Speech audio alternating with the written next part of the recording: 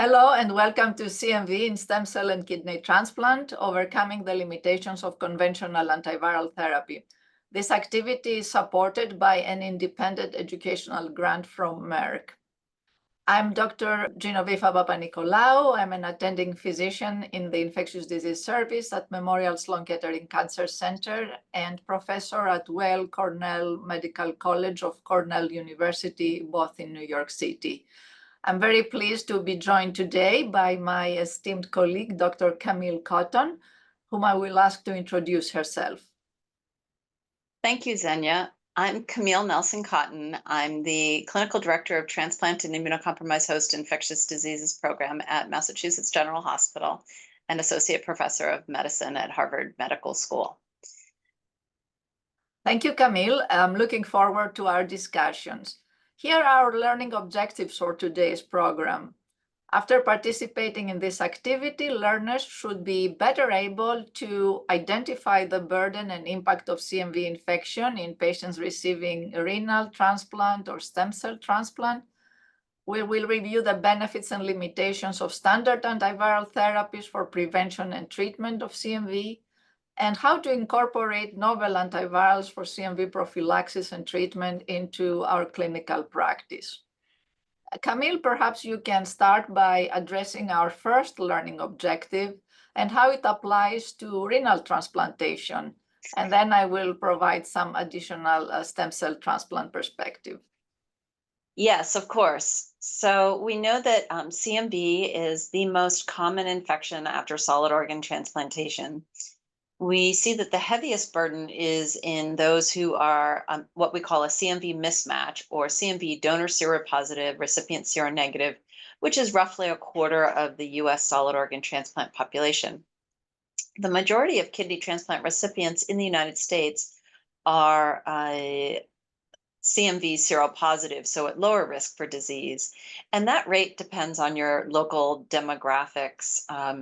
In many parts of the world, they do have higher CMV seropositive populations, for example, in India or Brazil, where they do a lot of organ transplants. But so the rate of and risk of CMV there is significantly lower.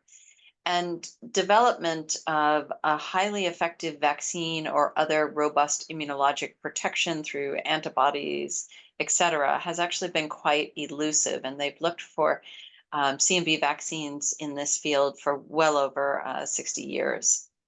Prevention is key for all solid organ transplant recipients.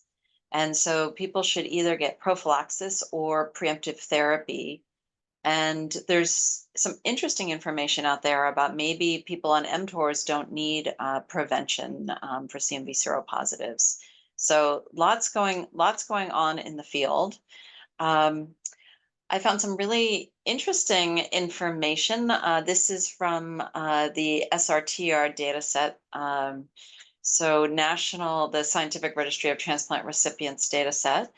Looking from 2015 through 2019 at all kidney transplant recipients. And you can see that in many parts of the country, the rates of CMV seropositivity and the rates of mismatch can vary. So I thought that this would be an interesting map that was put together by Margaret Jorgensen and colleagues in order to think about your own local risk. And now I will turn this over to you, Xenia. Sure. Like the solid organ transplant world, CMV is also one of the most serious and common viral infections after stem cell transplant. The difference is that most infections in the stem cell transplant recipients arise from reactivation of latent CMV in the recipient. So the greatest risk factor is CMV recipient seropositivity.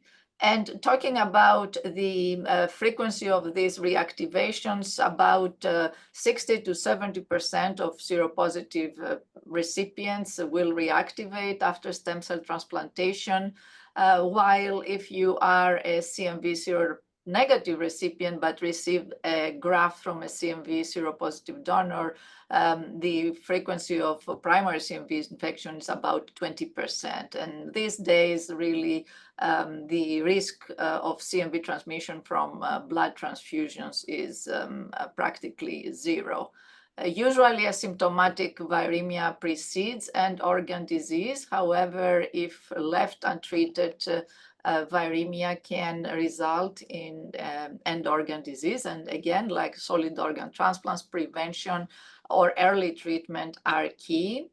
We know that CMV infection, CMV has very broad tropism and can affect really any organ. The most common manifestation of CMV disease these days is enterocolitis. However, other organs can be affected, including the lungs, and CMV pneumonitis is associated with very high mortality, and other privileged sites such as retinitis or encephalitis cases have occurred. One of the very important and interesting aspects of CMV in the stem cell transplantation is survival disparity between CMV seropositive and seronegative recipients, even in the setting of preemptive therapy. And we can see perhaps later how this may have changed or may change with use of prophylaxis. The main risk factors for CMV disease after transplant are, I will only focus in transplant-related factors, which basically is anything that delays immune reconstitution, so any form of T-cell depletion, including post-transplant cyclophosphamide or graft versus host disease and the associated treatments. And the degree of mismatch, particularly cord blood transplants, because the cord grafts are naive to CMV and they have a great degree of mismatch. They are at very high risk for CMV. And again, as mentioned earlier, the CMV seropositivity of the recipient is the greatest risk factor. Now, let's move on to our second learning objective and review the benefits and limitations of standard antiviral therapies for the prevention and treatment of CMV. Camille, would you like to start us up with the solid organ transplants? Sure. So for CMV prevention, there are two main approaches. One is prophylaxis, and that's when we give antiviral prophylaxis, usually either valganciclovir or letermovir, for sort of 3 to 6 months after transplant. It can be dependent on the organ and other programmatic issues, but in general, many patients get 3 to 6 months of prophylaxis versus preemptive monitoring. And so preemptive monitoring is when weekly blood work is done for 12 to 16 weeks after transplant. And when CMV is detected and at a certain locally defined threshold, either by viral load or DNA-emia, or if they're doing antigenemia, when they've achieved a certain threshold, then CMV treatment is initiated. Both of these approaches are generally considered quite acceptable, especially for kidney and liver transplant. A little less where we have less data for things like lung transplant, intestinal transplant, and some of the more high-risk CMV, where we generally do prefer prophylaxis. There's something really interesting that came out of the second version of the International Consensus Guidelines on CMV management after solid organ transplant, and that is this concept of a hybrid approach where we use both prophylaxis and surveillance. So basically, patients get 3 to 6 months of antiviral prophylaxis, and then they get weekly monitoring, usually for about 12 weeks afterwards. And again, that's their highest risk period coming off prophylaxis for them to develop CMV. And if they hit a certain threshold, that's where we would initiate treatment dose.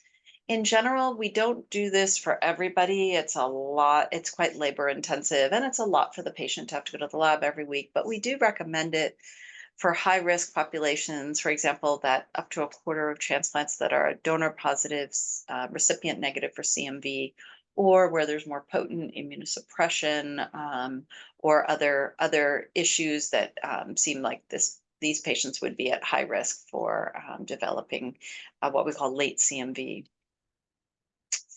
So just to address the different mechanisms of action for our standard antiviral therapies, you can see in this nice slide of a CMV-infected human cell, the various areas where different agents target. So ganciclovir and cidofovir are analogs of deoxyguanosine and deoxycytidine. And you can see that they affect the cellular kinases, ganciclovir working through this PUL97 kinase, affecting the cellular kinases, and then later also having another mechanism of action. Valganciclovir is purely just an oral prodrug of ganciclovir. Ganciclovir does require that phosphorylation in order to become active, and that's why that UL97 gene is the area where we see the most mutations that result in ganciclovir resistance. And then both ganciclovir and cidofovir require phosphorylation by host cellular phosphokinases, and both competitively inhibit the viral DNA polymerase UL54 at the site of the deoxynucleoside triphosphate binding. Now, foscarnet is an analog of pyrophosphate and inhibits UL54 at the pyrophosphate binding site. And so different mechanism of action. And although there can be shared resistances among ganciclovir and cidofovir, there are far fewer between foscarnet and ganciclovir. All right, so that's how the standard agents work. Xenia, do you want to talk about some of the specific clinical issues? Sure. We know these drugs, for the most part, work. Ganciclovir and foscarnet are the ones most commonly used, but they are associated with substantial side effects. And here we have an overview of the key adverse events. And so ganciclovir, the hallmark toxicity is myelosuppression and specifically neutropenia. They have a boxed warning for neutropenia, and which is typically dose dependent, meaning it occurs the longer you use ganciclovir. And valganciclovir, as you mentioned, is an oral prodrug of ganciclovir. It's orally administered, but also has the same hematologic toxicity as ganciclovir. Now, foscarnet comes only in an intravenous formulation. A great antiviral, but very labor-intensive from the part of the healthcare system. It requires a very long infusion time, and it requires intense electrolyte monitoring and replacement, as it can cause hypokalemia, hypocalcemia, etc. I would say that fluid overload is common in patients that required foscarnet for a long time. And also genital ulcers happen due to crystallization of foscarnet in the area, in the genital area. Now, cidofovir is something that fortunately we don't have to use frequently. I would say that I don't remember where I used it last for CMV, but also is nephrotoxic and is actually contraindicated in patients with proteinuria.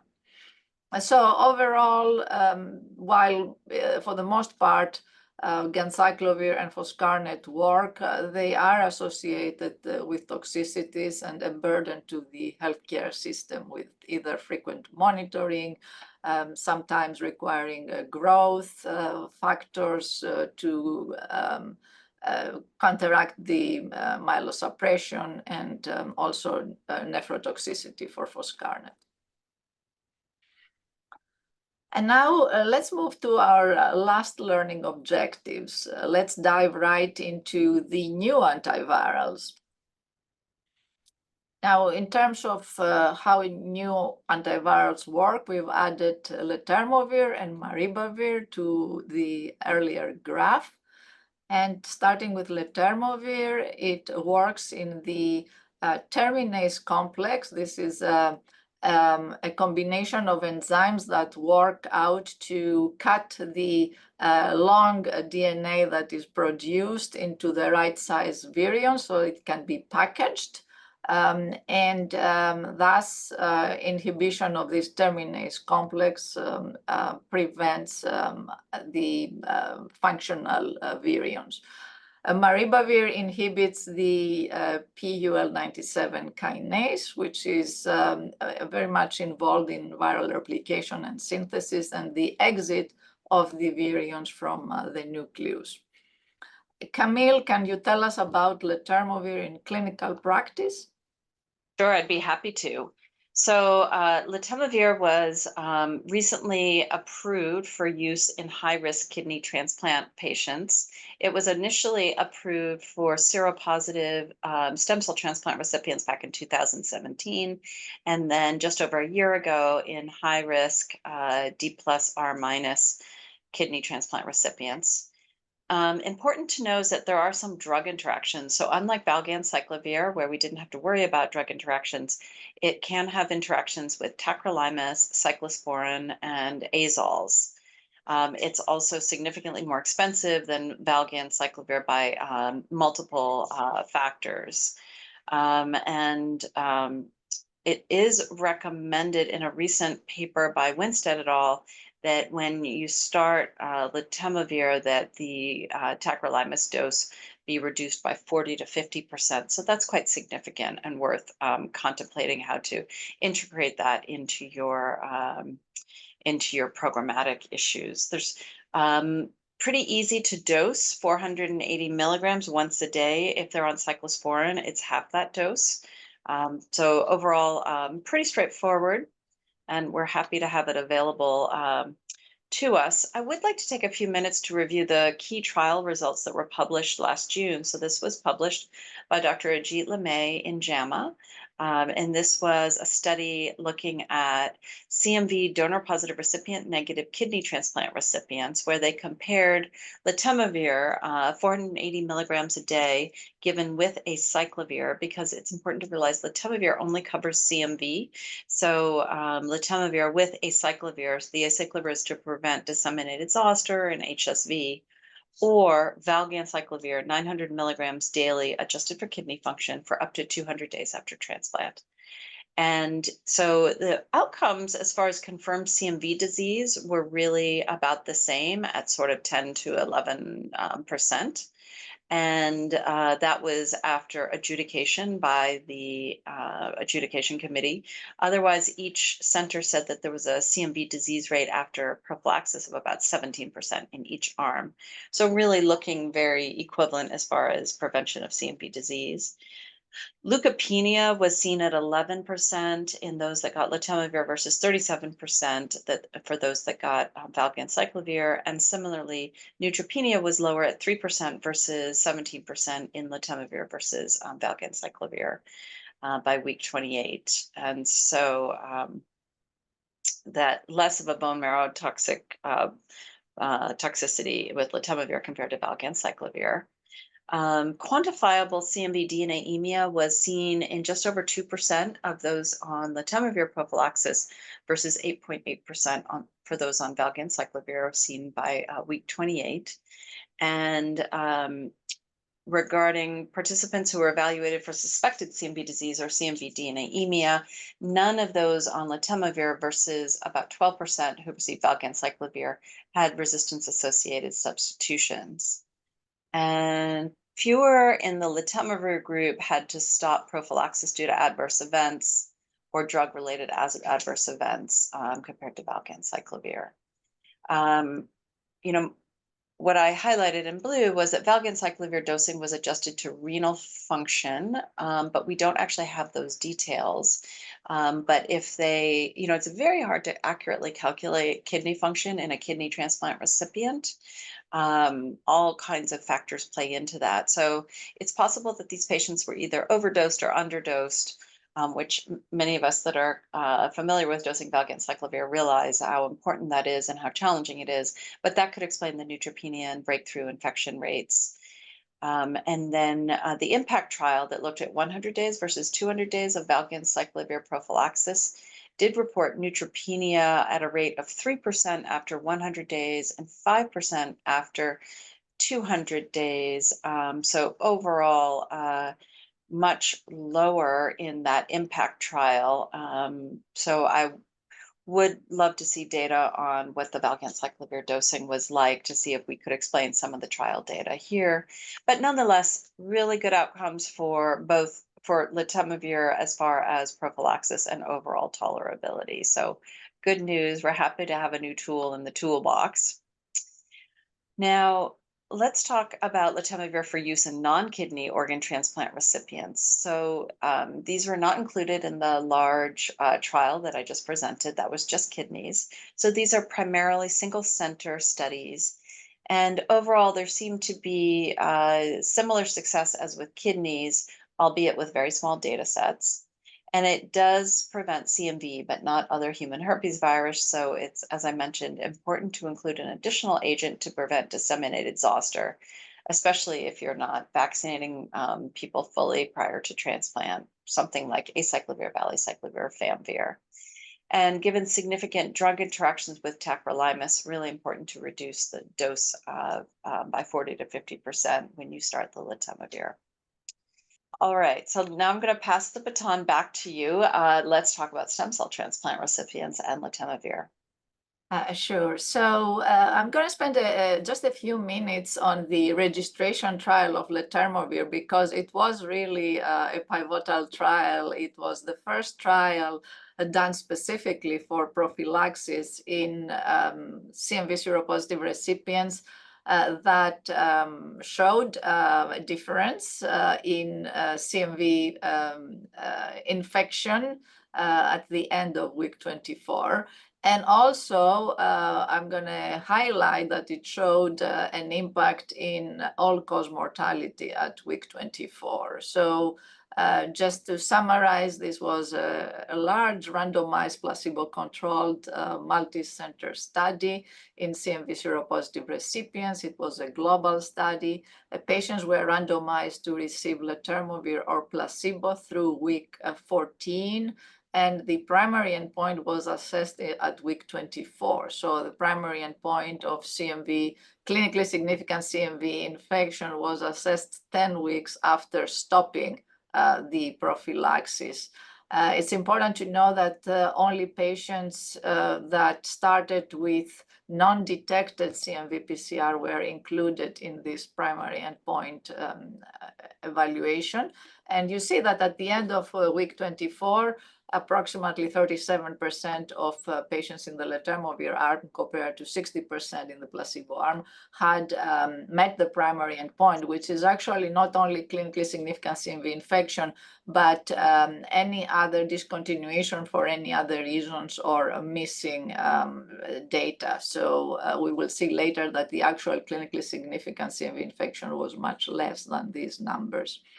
Now, one of the secondary endpoints was if letermovir worked during the period that it was given. So looking at the clinically significant CMV infection by week 14. And again, we see that 20% of patients in the letermovir arm compared to 50% met this endpoint. And the third and most important for me is the difference in all-cause mortality. It's a 5% difference at week 24, which was statistically significant. Now, looking at what happened after stopping letermovir, so after completion of 100 days of letermovir, there were rebound infections. So while about 7% of patients developed breakthrough infection by week 14, by week 24, so after stopping letermovir, there were 19% of patients that developed clinically significant infection. When this group of patients that developed this rebound infection was looked closely, they found that the concomitant steroid use or baseline high risk, meaning that any form of T-cell depletion or mismatched graft were associated with developing this rebound infection after stopping letermovir. And that led into the extended duration study that was recently published in Lancet Hematology. This was a study that took patients that had successfully reached day 100 without any CMV reactivation. They had all received letermovir. And at day 100, they were randomized to either receiving another 100 days of letermovir prophylaxis, so for a total of 200 days, or placebo, meaning the prophylaxis would end at 100 days. And the primary endpoint of this trial was clinically significant CMV infection at the 200 days at the end of therapy. And the trial met the endpoint. The failures by week 28, which is the 200-day mark, were 3% in the letermovir 200 days compared to 19% when letermovir was given 100 days.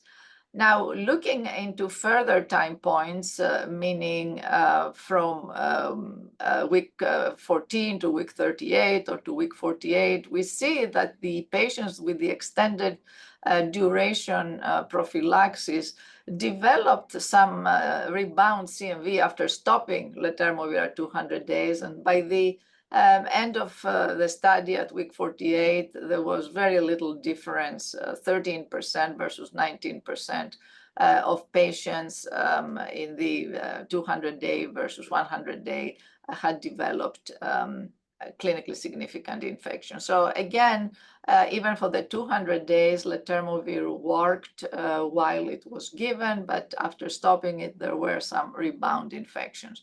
Now, importantly, we know that all clinically significant CMV infections are not equal. From what we know, at least in clinical practice, infections that occur later after transplant when the immune system is stronger, patients are able to handle it with shorter durations of antivirals and without bad consequences such as CMV disease. And again, CMV disease in this trial in both arms was exceedingly low, if I remember correctly, 1 or 2 cases. Now, let's move a little bit to the real world. Certain centers, including my center at Sloan Kettering, we had adopted letermovir for 180 days, even before the results of the extended duration study. These are some of the results in our population where high-risk patients received minimum 180 days of letermovir. Low-risk patients received 100 days, but if they developed GVHD and they were on steroids, letermovir was prolonged. And here is the impact on mortality at 1 year. We used as comparator the CMV negative patients. And you can see that prior to letermovir, so in historical controls, prior to letermovir, no letermovir, the CMV seropositive recipients had higher all-cause mortality.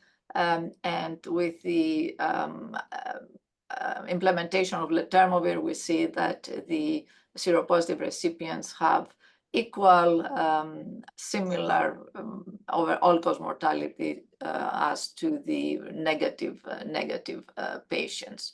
And when we looked at the biggest benefit, the type of patients that had the biggest benefit in terms of mortality were really the T-cell depleted patients that are at the highest risk of CMV. We see an 80% reduction in mortality in T-cell depleted patients. Now, moving away from letermovir and prophylaxis, we are going to take a look at maribavir, which is the newest anti-CMV drug approved for resistant or refractory CMV. And this was based on the result of the phase 3 trial, the Solstice trial, that included stem cell and solid organ transplant patients with treatment refractory CMV. And refractory CMV was defined as no virologic response after at least 2 weeks of appropriately dosed antiviral therapy. Patients could have resistance mutations or without resistance mutations. Patients were randomized in an open label fashion to receive maribavir or the investigator-assigned therapy for 8 weeks. The primary endpoint was conferred viremia clearance at the end of week 8. And we can see that maribavir was superior to the investigator's choice for viremia clearance at week 8. And when looking at subsequent endpoints at week 12, 18, and 20, we still see superiority of maribavir in terms of maintaining viremia clearance plus symptom control. And when we looked at subgroups, including solid organ versus stem cell transplant, what was the investigator's choice therapy, viral load, we can see that in all of these subgroups, maribavir performed similarly and was superior to the investigator-assigned therapy. Now let's talk about safety. One of the problems that we mentioned with the conventional antivirals have been adverse events. The signature toxicity of maribavir is dysgeusia, so alteration of taste or bad taste. And we can see again that compared to the investigator's choice, maribavir, patients randomized to maribavir had experienced more dysgeusia. And more GI events like nausea and diarrhea. Although here diarrhea and vomiting, they were pretty similar between the two arms. And if I remember correctly, there were no patients that discontinued the drug because of dysgeusia, or it was a very small percentage. Now, as is known, the major toxicity that was seen with ganciclovir was neutropenia, and you can see 33.9% compared to 9% with maribavir. And the major toxicity of foscarnet was acute renal injury, and you can see 21% in the foscarnet arm compared to 8.5% in the maribavir arm. So in summary, with maribavir, we do have a safer antiviral that can work for patients with resistant or refractory CMV. And now to help put together the information we presented into clinical perspective, we are going to look at 2 cases, one in solid organ and one in stem cell transplant, to see how we can implement these new antivirals in clinical practice. Camille, please tell us about your case. Thanks, Xenia. I think that I'll put what you just taught us into active clinical practice. So this is a case of a 72-year-old man with a history of type 2 diabetes, hypertension, gout, end-stage renal disease who underwent kidney transplant from a deceased donor. The CMV status was donor positive, recipient negative. Induction immunosuppression was antithymocyte globulin, so a little more immunosuppressive. Maintenance immunosuppression included tacrolimus and mycophenolate, so was steroid-free. Prophylaxis, as per the IMPACT trial, was valganciclovir planned for 6 months and trimethoprim sulfamethoxazole for 12 months. 16 months after transplant, so about 10 months after the end of prophylaxis, he presented with fatigue and some chills. He was afebrile. His exam was unremarkable. His blood work showed a white blood cell count of 1.6 with 16% atypical lymphocytes. So atypical lymphocytes, highly suspicious for an active viral infection, either CMV or EBV or others. His white blood cell count had previously been 3.7, so now it's half at 1.6. His platelets were 90,000. Previously, he'd been in the 350,000 range. And his CMV plasma PCR was 25,340 IU per mil. So pretty, this is CMV. This definitely needs to be treated. He was started on valganciclovir treatment dose, 900 milligrams twice a day. And his symptoms improved. By week 2, the CMV PCR result was 7,000. By week 4, CMV PCR was 5,000. But that's 4 weeks into therapy. So, he was 25,000, 7,000, and then 5,000. After 4 weeks, that's a pretty slow drop. So you're beginning to wonder. And then by week 6, his CMV PCR had gone up to 18,000 from 5,000. Okay, so right there, we have resistant refractory CMV. If we just review the definitions of treatment refractory CMV, it's plasma viral load not decreasing by at least 1 log after at least 2 or more weeks of appropriately dosed antiviral therapy, along with worsening signs and symptoms or progression into end organ disease after at least 2 weeks of appropriately dosed antiviral therapy. Drug-resistant CMV is when we actually detect a viral genetic alteration through specific testing that decreases susceptibility to 1 or more antiviral drugs. So what is the impact of drug-resistant CMV? Well, it's quite significant. First of all, the frequency in the solid organ population is really quite variable. And I know that some institutions have higher rates than others.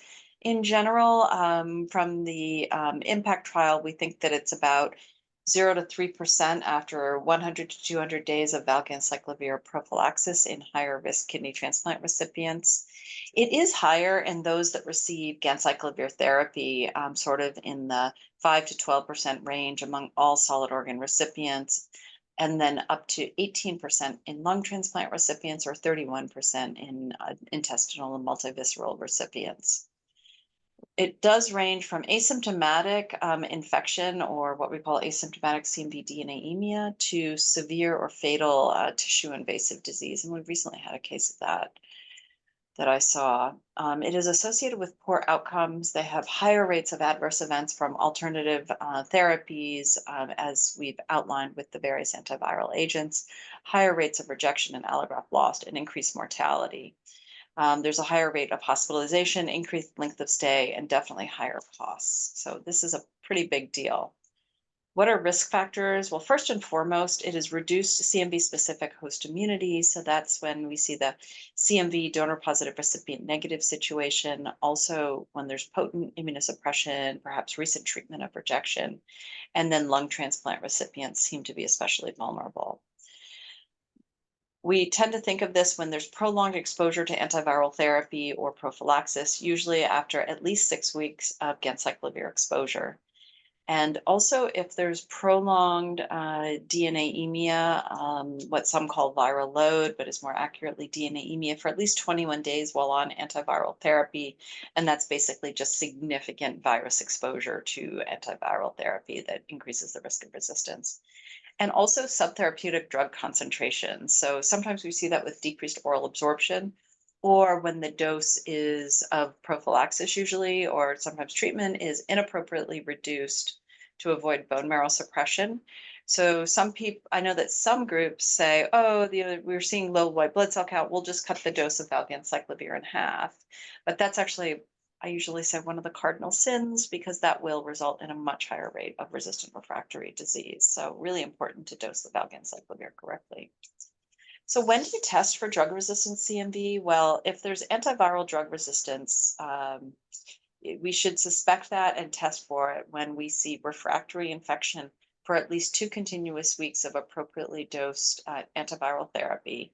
And usually we send genotypic testing for viral drug resistance mutations, often in the UL97 and UL54 genes, and then if they've been exposed to letermovir, the UL56 gene as well.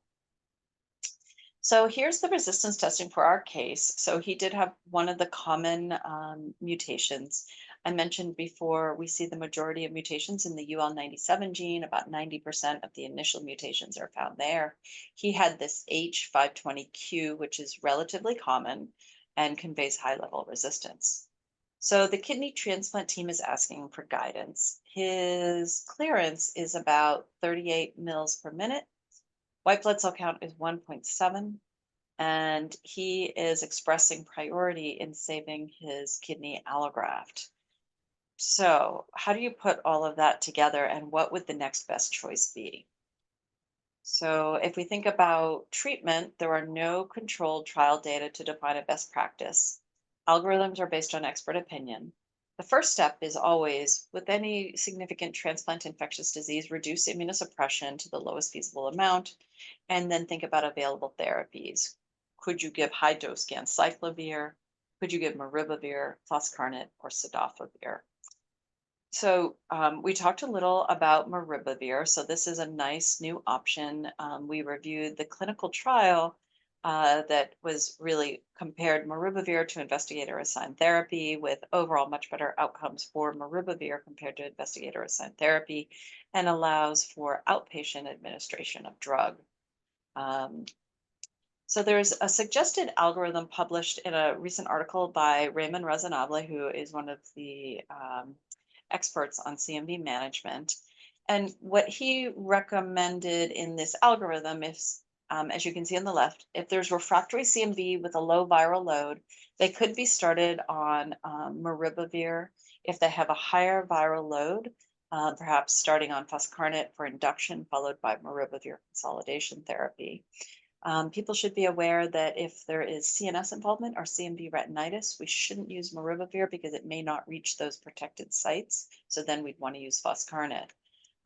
So following that algorithm, we decided to start him on maribavir 400 milligrams twice a day. His CMV PCR steadily declined and he had a nice response. His white blood cell count and clearance, renal clearance remained unchanged. And by week 7 of maribavir, his PCR had fallen to undetectable. He was then switched to letermovir prophylaxis, which was stopped after 3 months of prophylaxis without further CMV infection. I have to say, I do get a lot of questions about what type of prevention do I do at the end of either maribavir or foscarnet therapy for resistant refractory disease, in that could people use valganciclovir? And the answer is no, because almost undoubtedly that resistant CMV will rear its ugly head again if you because the resistance is still present. So it is quite nice that we can use this new agent maribavir and then give prophylaxis with letermovir in this situation. So overall, good outcome. He had good clinical outcome, and the team was all quite pleased with that. So I'm now going to pass it back to you, Xenia, and please discuss a case in stem cell transplant. Yes, thank you, Camille, for sharing this case with us, and we are happy for the good outcome and avoidance of toxicities and preservation of the kidney allograft. So I'm going to share a case of stem cell transplant. This is the clinical scenario. 62-year-old man with acute myelogenous leukemia. He received an unrelated donor transplant from a mismatched donor. The patient was CMV seropositive and the donor was CMV seronegative. He received post-transplant cyclophosphamide for GVHD prophylaxis. And here already we have certain characteristics that we look for to stratify patients with regards to CMV risk. This patient is considered a high risk because he has multiple high risk features. He is a CMV seropositive recipient with a negative donor, which means that he's not going to have any passive transfer of CMV-specific T cells from the donor in the allograft. The donor is mismatched, and he also receives post-transplant cyclophosphamide, which has been associated with a higher risk for CMV reactivation compared to calcineurin-based prophylaxis.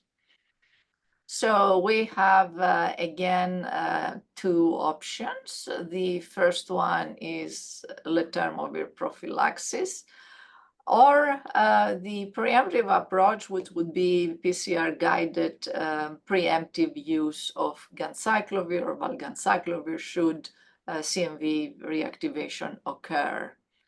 And there are some points to consider here. Both strategies are effective in preventing CMV disease. However, letermovir prophylaxis, of course, reduces clinically significant CMV infection, as we saw from the results of the phase 3 trial.